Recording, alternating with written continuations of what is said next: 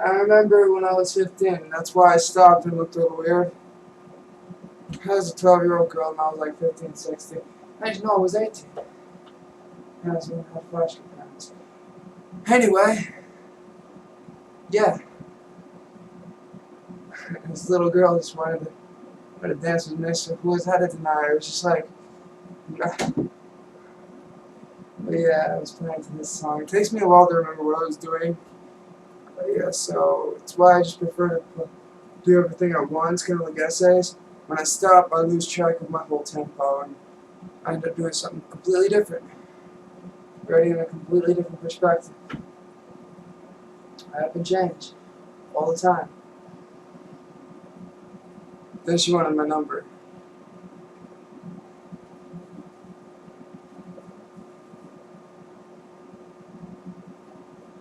She didn't have any feelings right in the end, but yeah. I was 18. Oh god.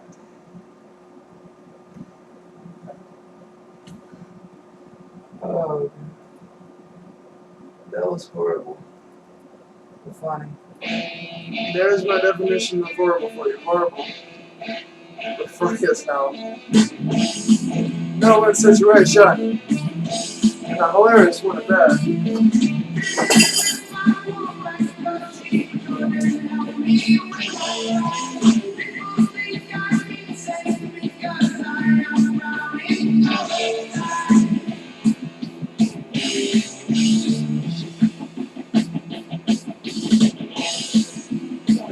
She was better than me. She was like,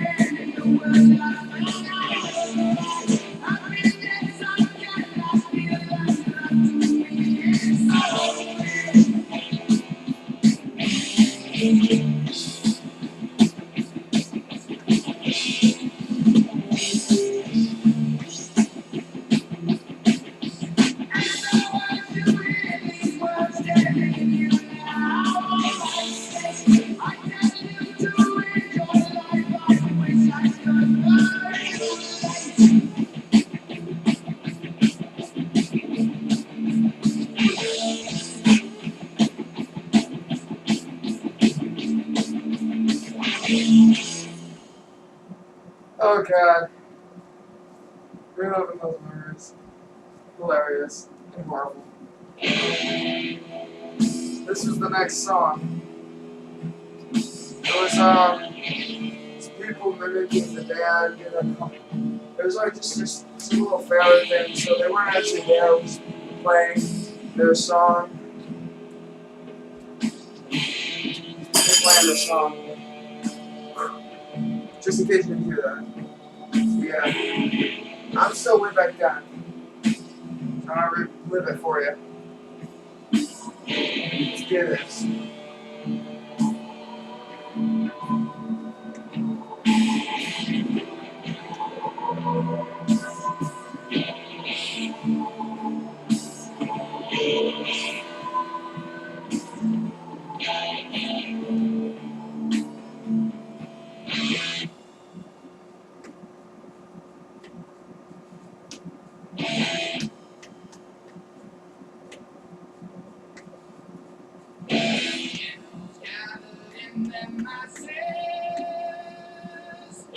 Just like witches and black masses, minds of blood destruction, sorcerer of death's construction. In the fields of bodies burning, as the war machine keeps turning. Death and hatred to mankind,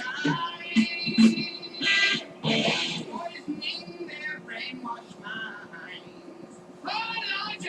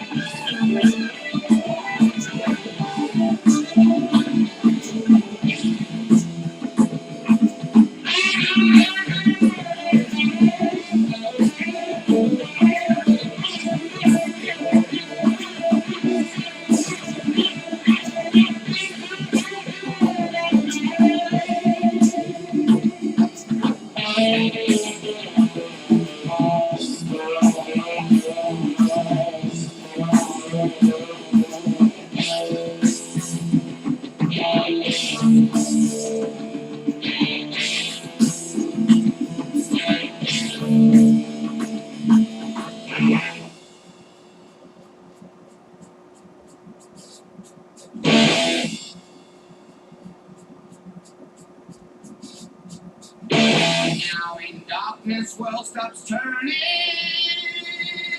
Ashes where the body's burning.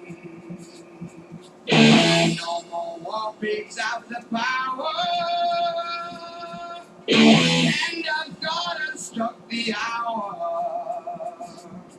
Day of judgment, God is calling. Underneath the wall, beast crawling. Begging mercies for the sins. Satan laughing spreads his wings. Oh Lord, yeah.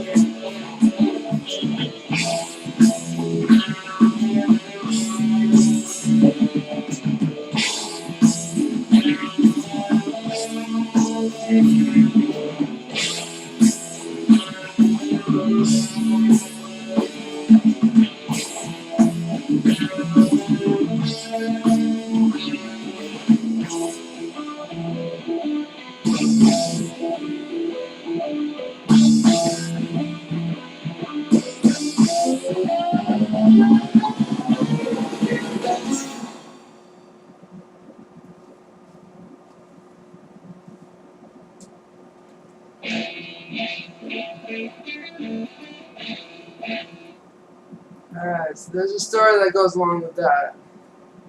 I guess you didn't hear a 12-year-old girl wanted to dance with me in a fair. I was like 18. I guess it was a way to kill her without knowing it.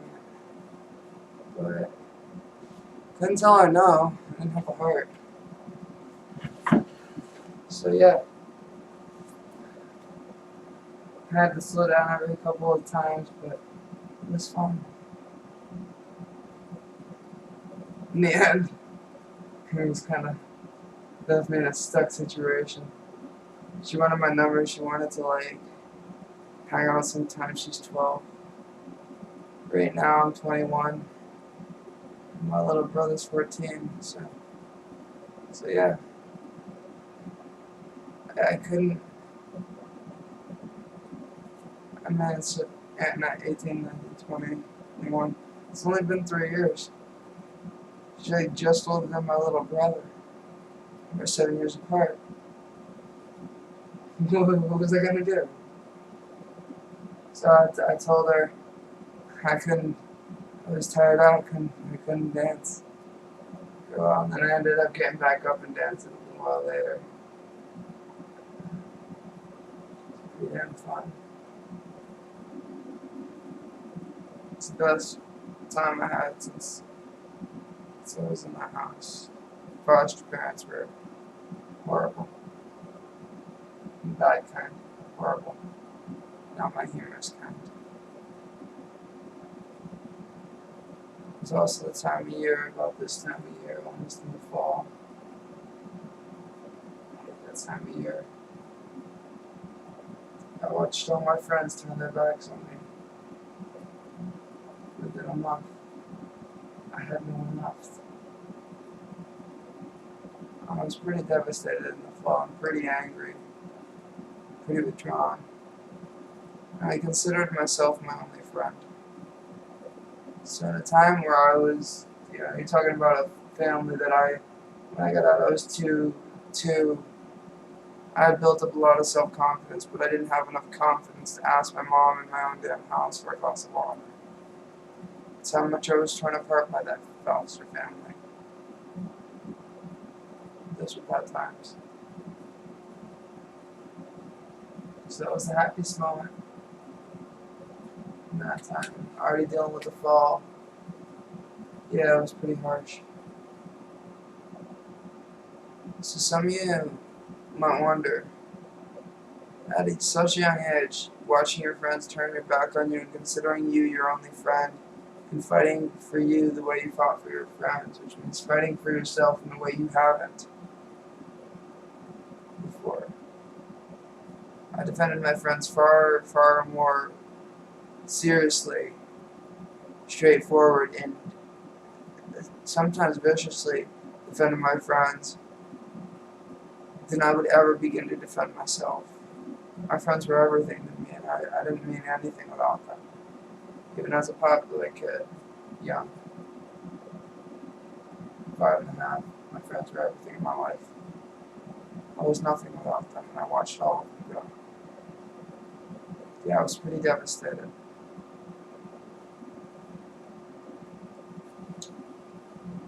I was. So dancing that place brought me so far back. I realized I still was able to have a friend. It's kind of odd because she was 12 and I was 18, but I could have friends. I was definitely sociable still, and that's when I realized I need to get out of that place. I needed to get out of that place by any means. I needed to find my exit. So I found it one day. Foster parents said something they should have, and I ran to the cops. I wasn't running from the program, just the people. I ended up moving back in with my mom and moving out of the house again and going to a city I didn't like and staying in another program. Then I moved out of that program when I had 4 weeks to move out or live on the street. DMH did that to me. They denied me because I had a certain disability that they considered retarded. It's called Asperger's. They were going to kick me out because I had Asperger's. Asperger's is autism, but high functioning, and there's so many different types you shouldn't even begin to judge someone on it. You just treat them like any normal person, and that's good enough for them usually. And you just be patient. I was always patient. And everyone was my friend back then, so I don't see why you can't be everyone's friend. There's some people that weren't worth hanging out with because being with them just wasn't worth the trouble.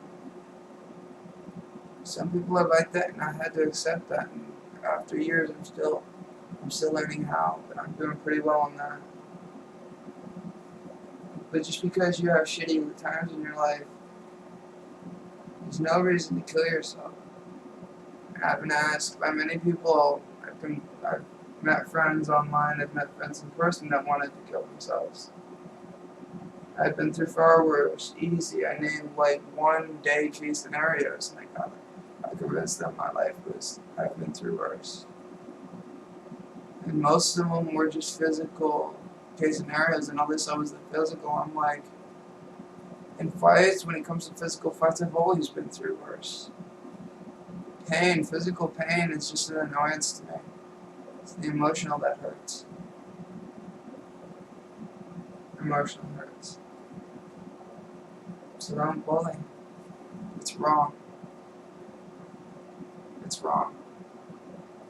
You can't do it. I've never understood discrimination either.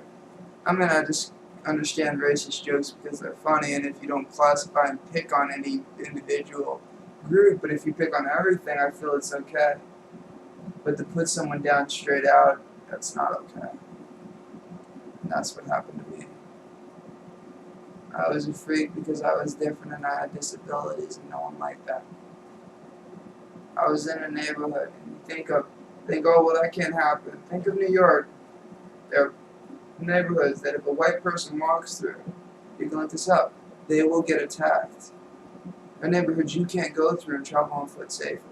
Bus neither. There are places and people who are discriminative usually tend to veer down toward the south. And they tend to live in one area. If they're like discriminative against gays, they all tend to live in one area. Disabilities, and that's where I was caught. I was caught in my own worst nightmare. Gosh, everyone stopped caring. What was I gonna do? I was definitely not gonna pretend like I didn't have them. That I wouldn't change myself for me. And that's what I mean by that. I wouldn't change myself to save myself the pain. No, it's not right. I can't let them force me to do that. They don't have that right. Don't change for someone. Don't change for yourself. Just be you. And tell them to get over it. And no matter how much it hurts, I've done it myself. Life can suck. But a lot of people ask me why I haven't. I tell them all the same thing. If you've already lost everything, why should you kill yourself? They're like, why not? I'm like, I got it. Perfect reason why not. Because if you die, you've completely lost. If you live and you push through, you might have that little victory. One person that cares, that's all that it takes to change someone's life. One person that cares. And I live my life to try and find that one person. In that case scenario, I'm moving back to Florida to try and do this. Find that one person who will stand up and say, you know what, it's not alright to beat this kid to death with, a PCP pipe. That's all I ever wanted. It's all that needed to come out of the mouth. You were going to put your life in danger. I just wanted you to say something in my benefit. I wanted to know in some way, no matter how small, someone cared. Someone knew at least what they were doing was wrong.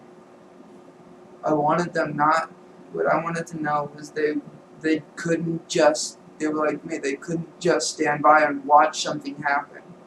That they had to say something, or it would eat them up inside. How could I watch? It's just like someone held a gun to somebody because of the same circumstance I was in. So what? They're gonna shoot me instead. It was always in my life, better me than them. That's always how I saw it. Not better them than me, better me than them. I can't live with myself if I didn't step in and do what was right. The fact that I didn't would eat me alive inside for at least the next week and kill me. Just some inside. I can't just not say something is not okay.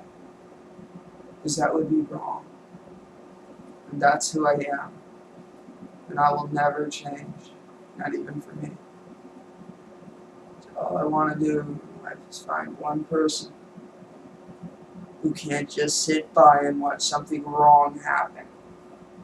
I hope that I can find that one person who can be my friend and stick it out through the life, the hurricane of life. That comes about that storm. Doesn't have to be someone who loves me. Just someone who cares. A friend is all I need. All I've ever needed was a friend who couldn't sit by and watch something that was wrong happen and not do anything about it. Who cares the consequence? You're gonna live with that. You're gonna live with that memory and the fact that you didn't do anything. It's made my worst nightmares. It's still my worst nightmares. At times where I feel like I'm someone else. I'm watching something bad happen.